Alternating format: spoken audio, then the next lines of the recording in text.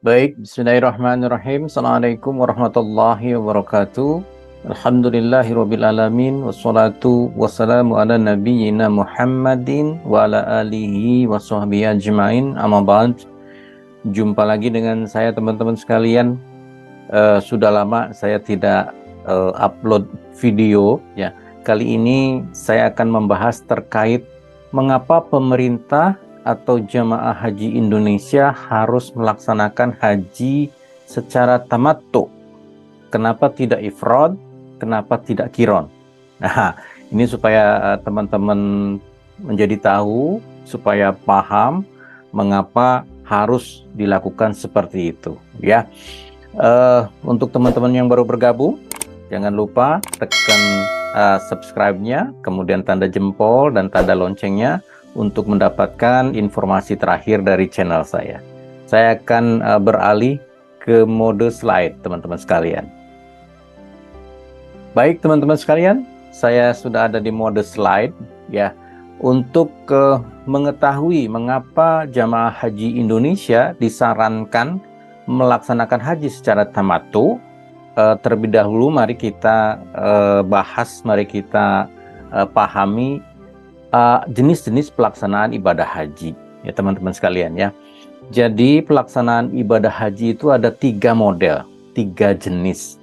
Yang pertama itu ifrad ya, atau istilahnya adalah menyendiri, itu melaksanakan haji saja tanpa umroh ya.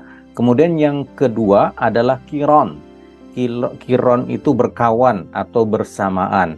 Jadi melaksanakan haji sekaligus umroh jadi satu kegiatan ya.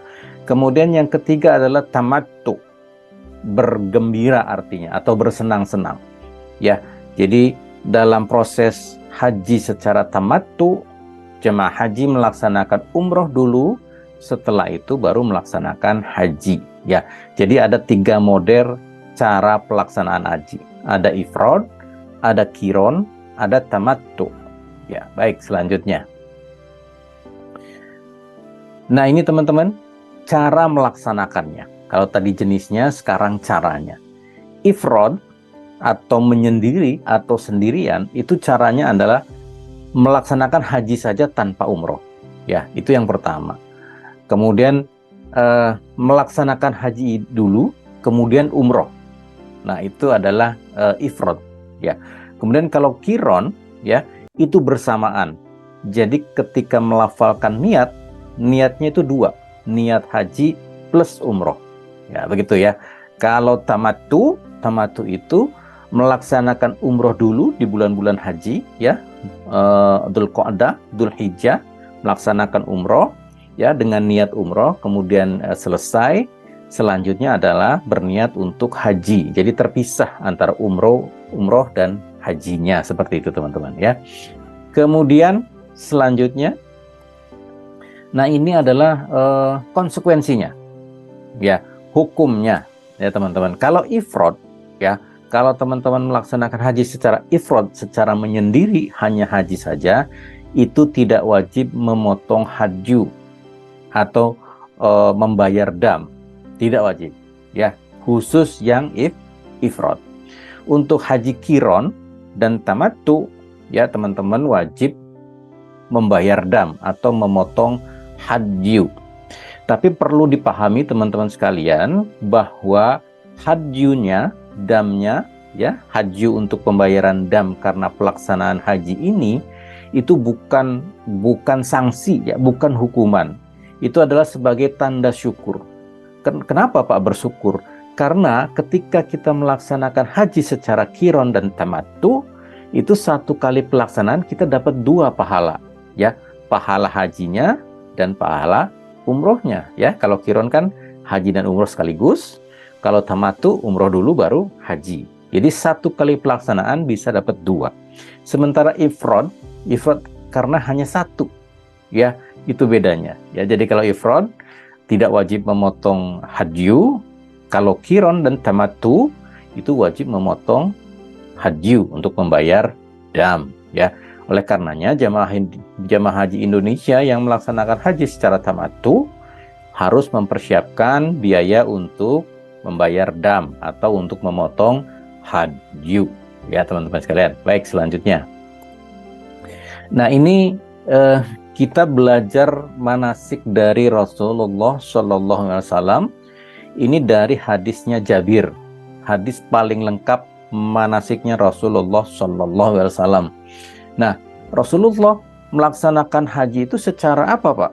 Apakah ifrad, apakah qiron, atau tamattu? Ya, berdasarkan apa?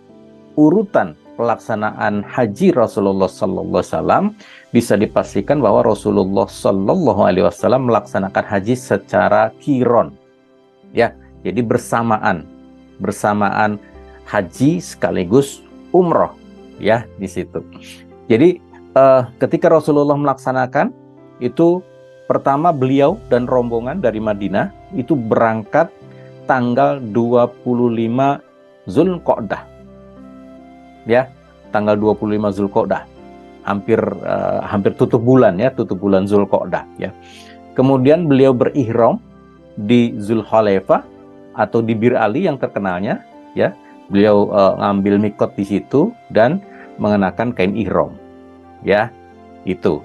Kemudian tanggal 4 Zulhijjah, awal bulan Zulhijjah, beliau sampai di Mekah. Ya. Itu perjalanan dari Madinah ke Mekah atau dari Bir Ali ke Mekah itu 8 malam ya, 9 hari 8 malam ya. Bisa teman-teman bayangkan 9 hari 8 malam sepanjang jalan menggunakan kain ihram. Wah, bayangkan teman-teman sekalian ya. Kita pakai cuma sehari aja udah gatalnya luar biasa ya.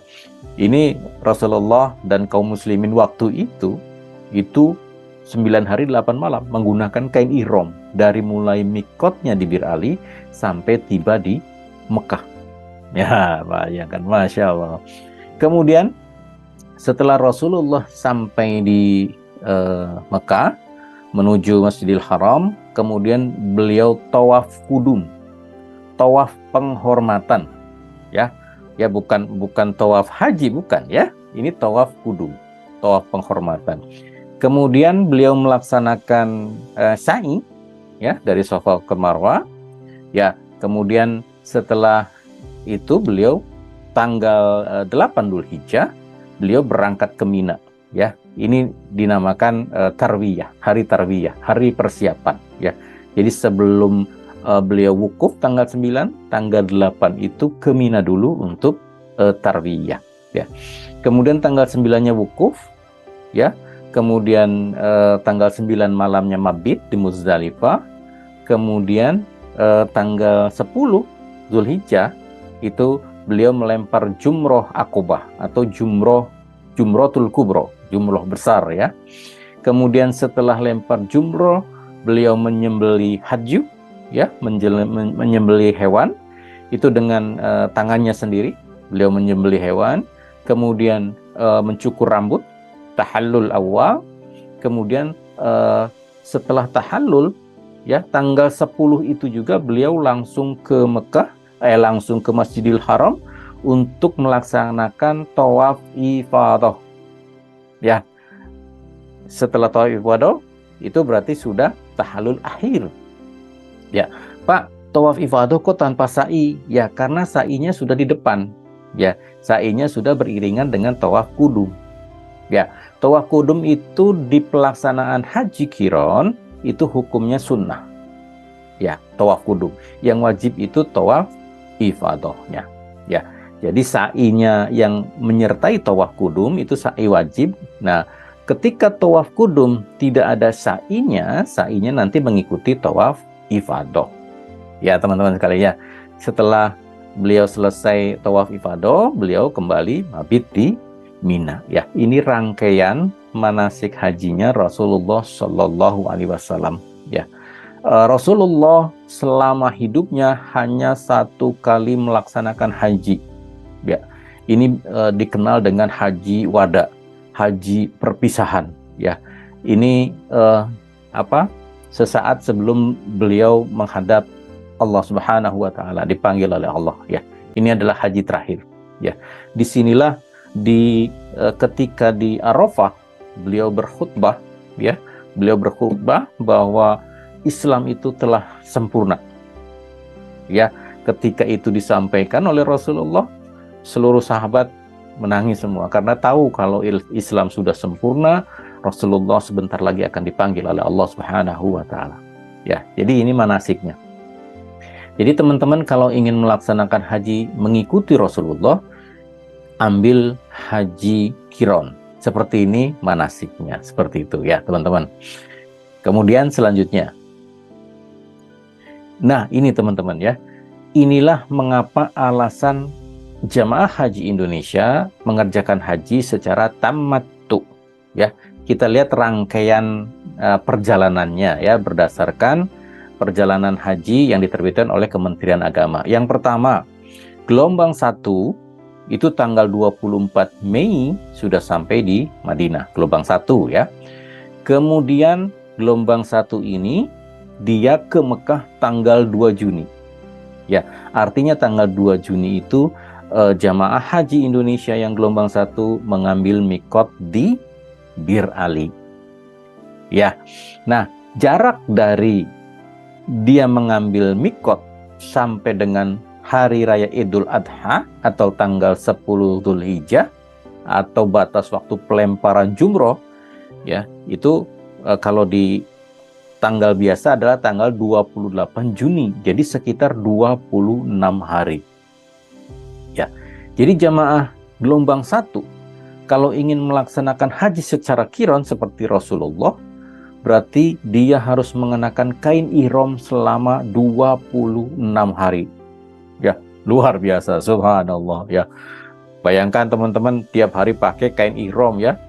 Nanti tidak boleh potong kuku, tidak boleh cukur rambut, ya, tidak boleh pakai parfum, tidak boleh pakai topi dan sebagainya. Ya, sungguh ini untuk kita jamaah haji Indonesia tentu ini memberatkan, ya, karena pertimbangan memberatkan itu, ya, karena larangan-larangan ketika ihram itu sangat ketat, ya, dan kemungkinan melanggar sangat besar. Oleh karenanya pemerintah Indonesia, Kementerian Agama Republik Indonesia menganjurkan jamaah haji untuk melaksanakan haji secara tamattu.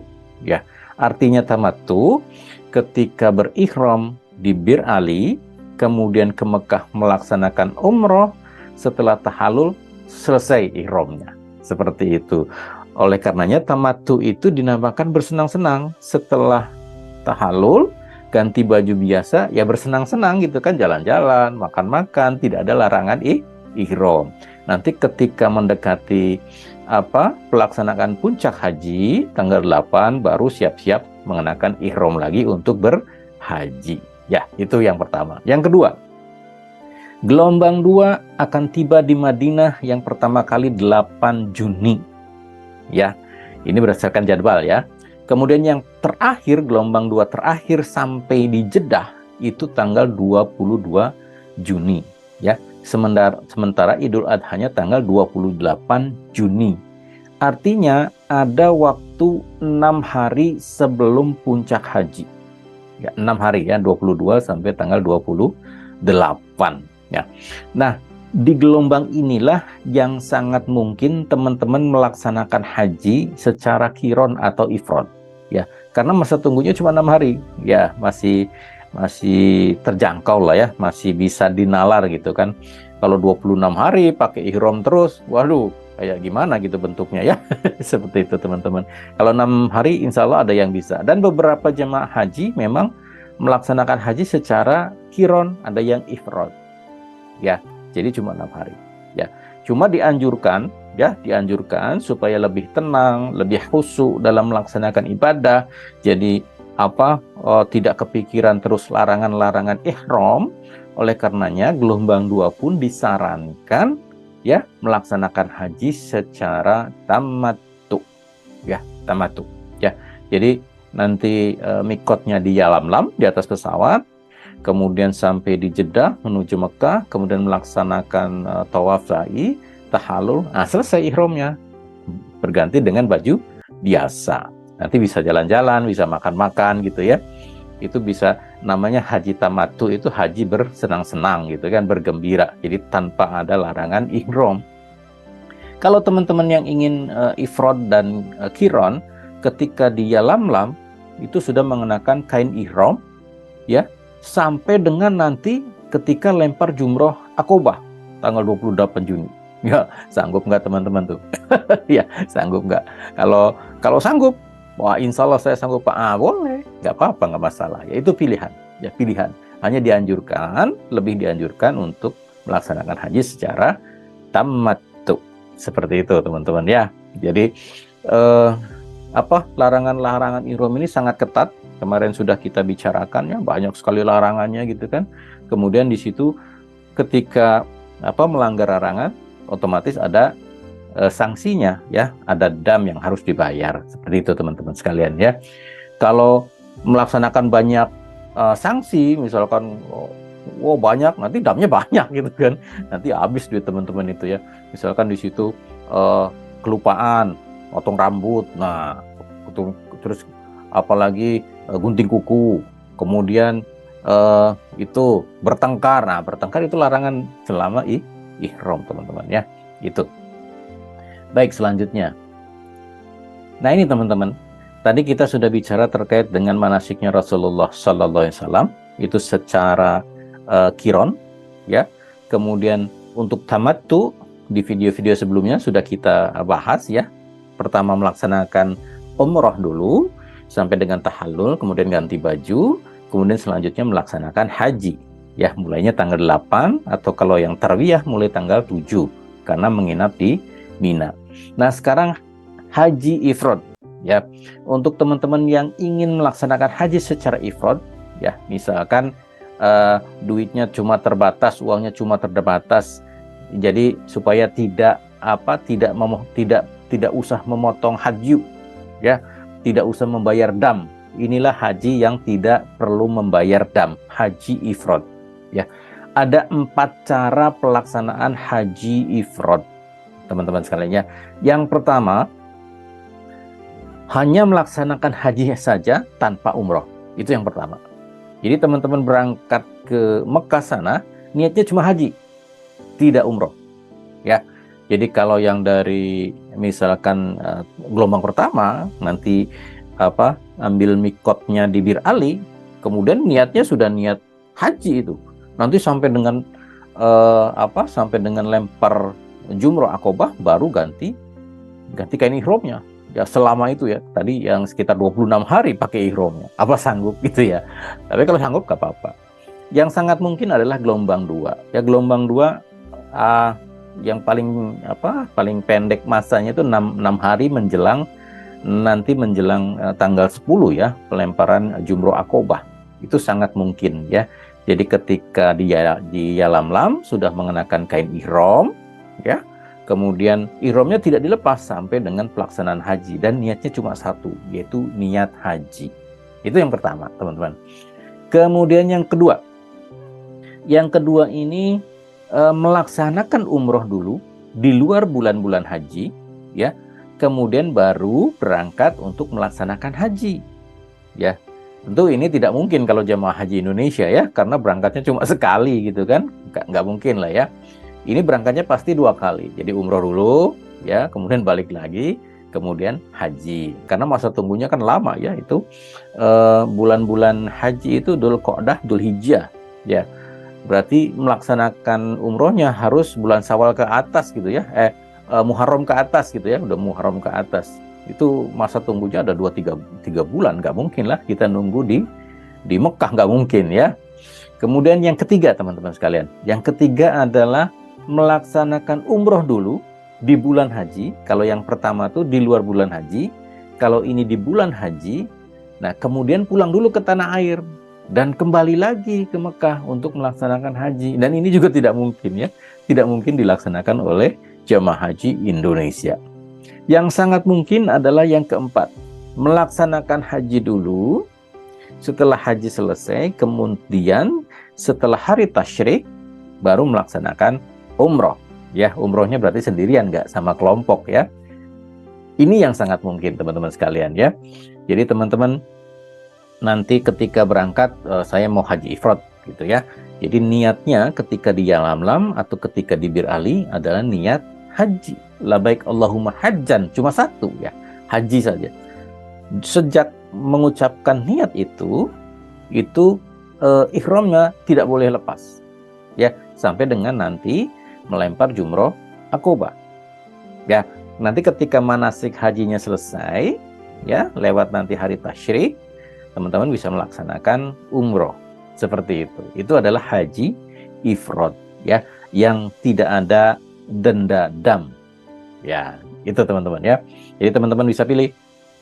Teman-teman bisa melaksanakan haji secara ifrad, secara kiron, atau secara tamattu ya. Untuk jamaah haji Indonesia yang sangat memungkinkan melaksanakan haji secara ifrad dan kiron adalah jamaah haji gelombang 2. Kalau gelombang 1 terlalu lama nunggunya ya. Jadi gelombang 1 lebih dianjurkan, lebih utama melaksanakan haji secara tamattu ya, tamattu. Untuk gelombang 2 ya, itu silahkan memilih ya, silahkan memilih, boleh tamattu, boleh ifrad, boleh kiron, dan itu derajatnya sama ya, tidak ada bedanya teman-teman sekalian. Tidak ada satu manasik lebih baik dari yang lainnya, tidak, semuanya sama. Para ulama sepakat baik haji secara ifrad, baik kiron ataupun tamattu itu adalah sama ya. Kalau kita ingin mencontoh persis dengan manasiknya Rasulullah, maka diambillah pelaksanaan haji secara kiron ya, persis gitu ya, persis ya, begitu. Baik, selanjutnya. Nah, baik, itu teman-teman ya, itu. Jadi teman-teman sekarang punya bayangan kenapa jemaah haji Indonesia melaksanakan haji secara tamattu ya, karena masa tunggunya untuk sampai ke puncak haji itu sangat lama ya. Jadi sangat mengkhawatirkan ya, bukan tidak mungkin ya, sangat mengkhawatirkan karena masa tunggunya lama. Di situ teman-teman bisa melakukan larangan-larangan ihram ya. Kalau sehari melakukan larangan ihram, kalau 20 hari dendanya 20 kali dam gitu ya. Habis nanti uangnya gitu ya. Ya, karena memang ketat sekali ketika kita berihram, tidak boleh ini, tidak boleh ini ya. Kemarin sudah kita bahas, nanti teman-teman bisa lihat yang belum tahu, ada di video-video sebelumnya ya. Larangannya banyak ya. Kemudian sanksinya juga di situ ya. Ada yang harus memotong unta kalau dia jima suami istri gitu kan. Ada yang harus ada pilihan gitu kan, apakah memotong kambing, apakah harus berpuasa atau memberikan fidyah ya. Jadi itu teman-teman sekalian, gambarannya seperti itu ya. Jadi kalau teman-teman yang belum berangkat ya, terutama ya, kalau yang sudah berangkat ya sudah ya. Kalau yang belum berangkat silahkan pilih ya, pilih mau ifrad, mau kiron, mau tamattu ya. Yang paling nyaman ya, kalau menurut saya yang paling nyaman memang tamattu ya. Kita berangkat ya, gelombang 1 nanti selesai dari Madinah akan menuju Mekah, lewat dulu di Miqat Bir Ali, baru berihram. Untuk gelombang 2 berihram dari atas pesawat di Yalamlam ya, melaksanakan umroh dulu ya. Selesai umroh, kemudian tahallul, sudah selesai ya, tinggal dilepas ihramnya, bisa menggunakan baju biasa ya. Adapun dam ya, dam itu kalau sekarang harganya sekitar 500 real, kalau dirupiahkan sekitar 2 juta ya. Tidak apa-apa teman-teman ya, daripada nanti teman-teman melaksanakan haji secara ifrad atau kiron yang di situ larangannya ketat, masa tunggunya lama ya, bisa setiap hari melakukan melanggar gitu kan. Jadi nanti damnya lebih banyak daripada kita melaksanakan haji secara tamattu seperti itu ya. Jadi di sana juga nyaman, kita juga bisa jalan-jalan mengenal kota Mekah, mengenal sejarah Rasulullah Shallallahu Alaihi Wasallam ya. Itu teman-teman sekalian ya. Mudah-mudahan bisa dipahami, ada gambaran gitu ya, ada gambaran ya. Insya Allah nanti ke depan saya akan bahas permasalahan haji di tahun ini ya, 2024. Ceritanya udah banyak Ya, kenapa ini harus dibahas? Ya, supaya teman-temannya nanti yang akan berangkat di tahun depan, ya, di tahun depan nanti ada persiapan, ya. Ini titik-titik kritisnya di situ, teman-teman harus seperti apa? Itu harus diantisipasi, ya. Untuk sementara itu dulu dari saya, teman-teman sekalian. Terima kasih atas perhatiannya. Mohon maaf atas segala kekurangan. Assalamualaikum warahmatullahi wabarakatuh.